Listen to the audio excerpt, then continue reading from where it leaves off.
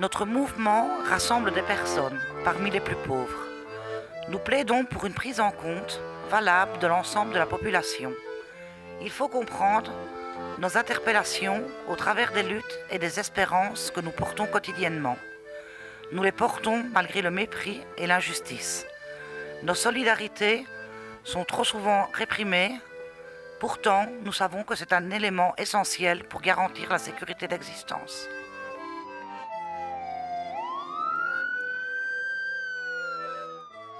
Voici quelques traces et témoignages de nos réflexions. J'ai fait appel au ministre pour voir en était mon dossier de logement. La réponse que j'ai, c'est que je n'aurai pas d'autre logement que le mien, parce qu'il y a des gens à la rue.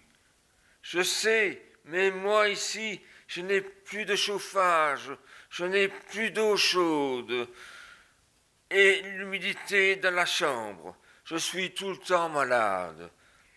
À partir de l'expérience que je vis avec mon fils, je dois vous avouer que je mesure combien c'est difficile d'aider l'autre à s'en sortir, même son propre enfant. Si on ne se cache pas, il y aura des conséquences. Il y a des choses auxquelles on n'a pas droit parce qu'on n'a pas les moyens. On voit des gens qui travaillent et qui ont des affaires alors que nous, on n'a pas tout ça. Alors on est critiqué sans nous connaître. J'héberge ma fille. Elle n'a plus de logement. Pour le CPS, elle n'est plus considérée à la rue, car elle vit chez moi. Pour les logements sociaux, elle n'a pas assez de points. Donc, elle n'est plus prioritaire.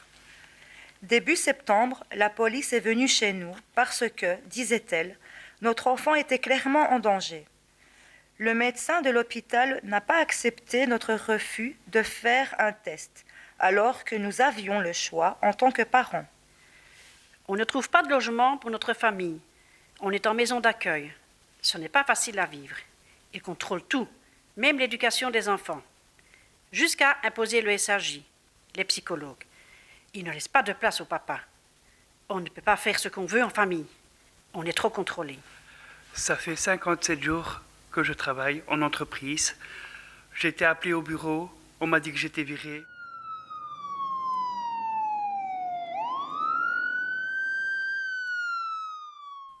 Où est la solidarité quand on doit se cacher pour héberger quelqu'un? J'appelais un ministre pour qu'il soit en solidarité. On fait vivre à nos jeunes des trajectoires qui les mènent nulle part. Comment continuer à se construire après?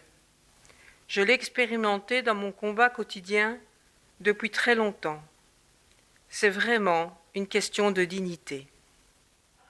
Je dois la mettre dehors avec ses enfants pour qu'elle puisse être entendue. Je dois faire mieux que lui pour ne pas être jeté dehors. Alors, comment trouver la solidarité dans le monde du travail? Il y a des besoins que nous, on ne peut pas se permettre pour vivre sereinement comme les autres. On a besoin pour boire, se laver. Tout est noté. Ce n'est pas une vie. Parce que je ne savais pas lire et écrire et que j'étais un danger pour les autres. Quelle dignité? Comment continuer à faire confiance aux services qui sont destinés à nous aider?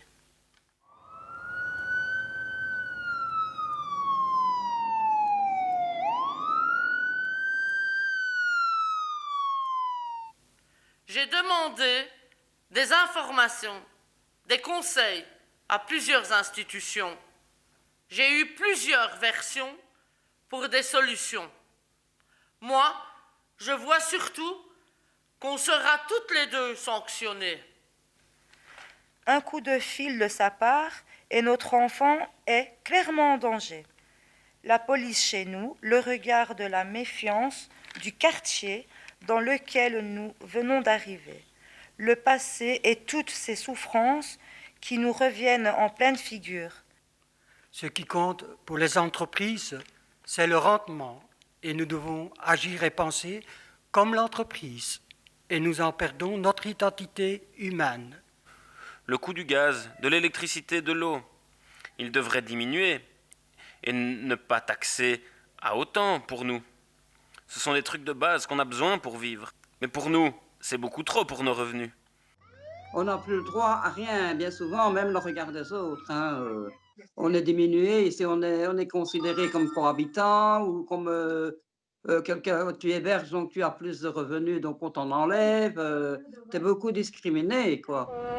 Maintenant, vous le savez, donc cette année on ne peut pas aller au Parlement comme d'habitude, mais donc il y a 3 personnages transparents qui vont partir tout de suite pour être déposés au Parlement, juste à côté de la dalle des droits de l'homme.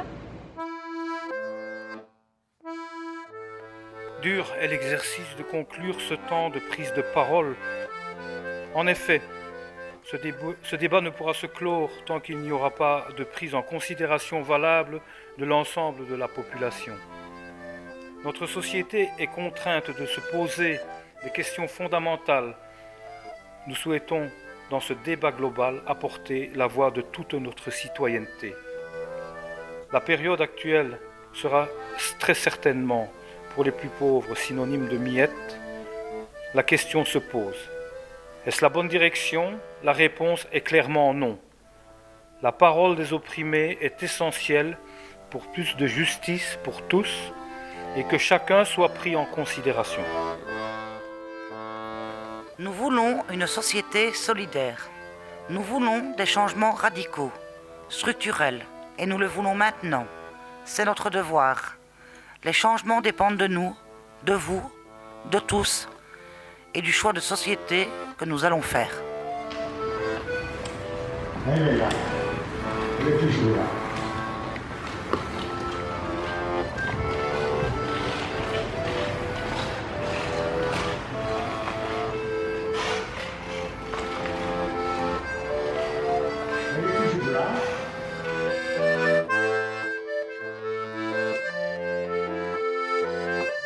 La plaque est toujours là, que nos personnages sont là, même à cause de la maladie, que on représente.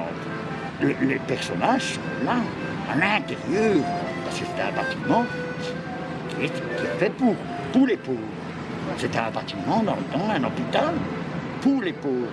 Donc c'est symbolique qu'on soit avec nos personnages dedans et que je suis même content que les personnages sont à l'intérieur. Et que malgré la maladie, j'y étais, je représentais tout le groupe. C'était la symbolique.